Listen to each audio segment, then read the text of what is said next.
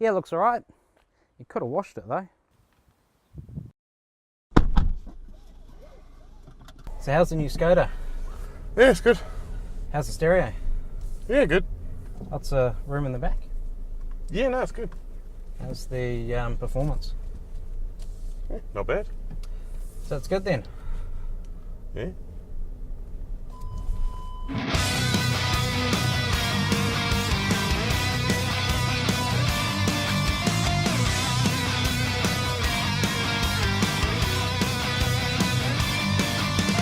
Yeah, so obviously that was a bit of a piss take, but this car's actually quite hard to review because there's nothing wrong with it. In fact, it's actually quite hard to fault, but in the same time, it's really hard to get excited about.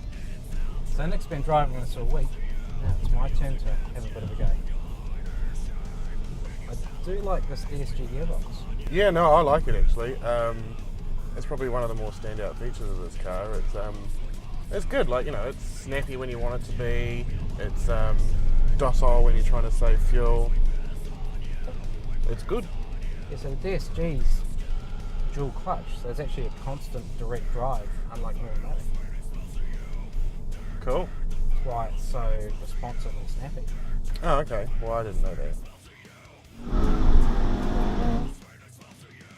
So the suspension's set up nice and firm, really good damping, obviously set up for good handling. Yeah, and I suppose that firm ride wouldn't be a deal breaker if you're going for an RS anyway, because that's kind of what you're expecting. Oh, it's a proper performance car. That badge isn't just for show.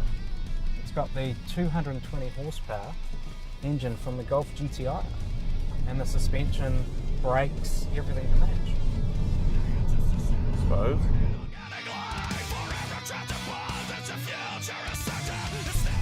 So you got to remember that this is 10 grand less than a Golf GTI. Very similar levels of performance. Same motor. Same motor, exactly.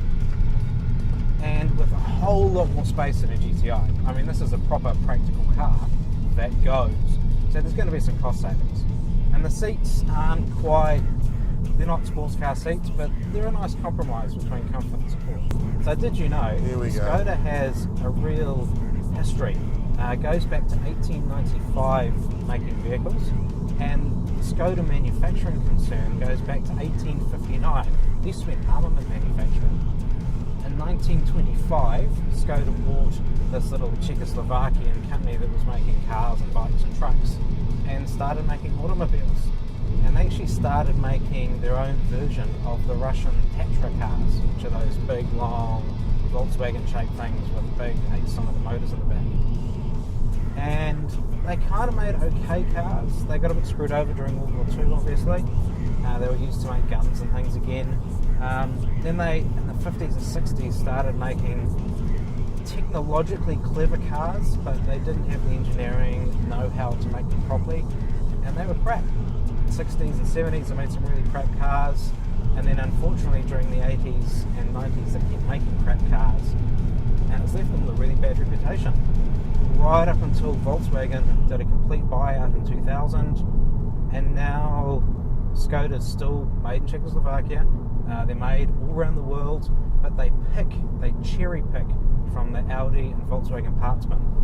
So what we have here is the same underpinnings as an A3 Audi with the GTI Golf motor, and it's actually a bloody good car. It's probably the best value European car currently on the market. So, good car, Smart purchase. decent value. I'd buy it. I like it. I wouldn't give you shit for owning it. I'm glad they kept the heated rear windows.